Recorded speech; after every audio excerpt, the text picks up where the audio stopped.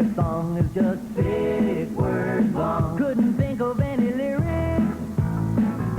No, I never wrote the lyrics. So I'll just sing anyway. Well, as you can probably guess, we're here in the LTV studios with my close personal friend, George Harrison. George, I'm so excited that you're here. I could just pinch your cheeks. Could you?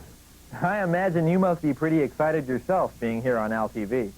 No, not really. Well, then don't worry. This should only take a few minutes. Well, I suppose I should be thankful for that. George, it says here in my notes you got your start in a group called The Beatles? Got to start somewhere. I suppose so. I just thought of something. You know, I do song parodies, but you've been doing them a lot longer, haven't you? I mean, didn't you do that great parody of He's So Fine? Yeah, I did, yeah. That was great. That was really a hoot. You know, George, I've always loved your singing. I've always loved your writing. But most of all, I've always loved your nose. Wow, would you look at that nose? Wow, that's great. I love that nose. Anyway, let's talk about your new album. I'm sorry, George, but what did you do, rub a dead beaver under your arm or something? It's probably my aftershave. Yeah. George, you're a pop star, you're a movie producer. What do you think is your most outstanding talent? I can drink large quantities of wine and things because I'm not an alcoholic. Right, well, let's change the subject. About your new album, what kind of audience do you think it will reach? It's really for everybody. I think, you know, you don't have to be an alcoholic. Okay, forget it. George, who would you say is your #1 role model in life? The big fat guy who vomits all over the place. Ed McMahon? Yeah. What do you do when people fall down and grovel at your feet? I ignore them. What is your favorite part of a woman's body? The elbow. Do you have any regrets at all about your life? You know, I've never been anywhere, and I'm not going anywhere. Oh, that's just not true, George. No, don't get so upset. You're not going to drink that cup of rat poison, are you? Yeah. No! George, give me that! Give me! Now, you got a lot to live for. Just mellow out, okay? Let's get on with the interview. I understand you're very close with Pee Wee Herman. And I just spent a year sort of calling him and talking to him and, you know, hanging out with him. What first attracted you to him? I think it was the trousers. I see. Now, you actually started the first Pee Wee Herman fan club, didn't you? Mick Jagger would probably say he did, but, you know, he was always a day late and a dollar short. Yeah. Well, what else can you tell us about Pee Wee? He's a very naughty boy. And how do you know that? We shared the same wife. No! George, put that down, Joe! Gee! Just behave yourself. Now, where were we? Oh, who else has your wife been married to? 70,000 yabos. Yeah. Well, I got a copy of the L.A. Times here, and they're reviewing your album, and they're calling you a pathetic, weasel-faced dog boy. Is that good or bad?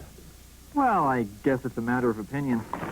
And here in Better Homes and Gardens, they call you a poor excuse for a gardener. I'm not really a gardener either, you know. I'm just reading what it says. And here in Rolling Stone, it says you ought to be strung up by your thumbs and... No! George, don't put that down! Don't drink that! Come! You got so much to live for, George. I don't understand. You got your whole life ahead of you. I mean, we all go through tough times. We all get depressed, you know. Sometimes I don't feel that great myself, you know. Sometimes I feel like a worthless hunk of slime. Oh, you're all right. Don't worry. You're okay. Thanks. I feel much better now. Okay, I got a joke for you. How many dead babies does it take to screw in a light bulb? Oh, I don't know. 5! George, do you care if people come up to you on the street and dump a can of SpaghettiOs on your head?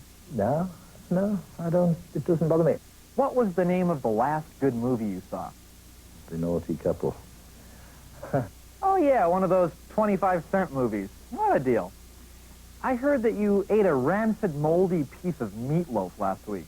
Why did you do that? They just looked good at the time, you know. Do you think you'll ever be as cool and sophisticated as me someday? I hope so, yeah. Say, George, I don't mean to impose, but would you mind dropping by my house next week and helping me with the dishes? I'll help you a bit. Is it okay if I wash and you dry? Absolutely, yeah, yeah. Well, that just about wraps up our interview. But before you go, I'm just kind of curious. Have you ever heard any of my records? I have, yeah. Well, what'd you think? I didn't like him. Yeah. Well, thanks for coming in, George, and I hope you enjoyed this interview as much as I did. You want the truth? It was a pain in the... Okay, my special guest, George Harrison. Thanks again, George. You're watching Al TV, the official music video channel of the 1988 Summer Olympics.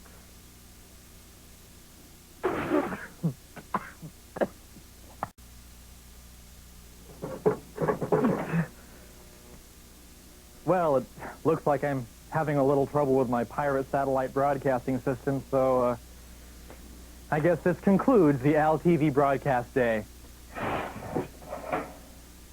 But I had a great time, and I know Harvey did too. Isn't that right, Harvey? Oh. So until we meet again, keep your feet on the ground, keep your head in the stars, and keep your hands out of your pants. That's disgusting. Are you ready to sing the Harvey the Wonder Hamster theme song? Okay, here we go. Oh, Harvey, Harvey, Harvey the Wonder Hamster. He doesn't bite and he doesn't squeal. He just runs around on his hamster wheel. Harvey, Harvey, Harvey the Wonder Hamster. Hey, Harvey! Say goodbye, Harvey. No! No!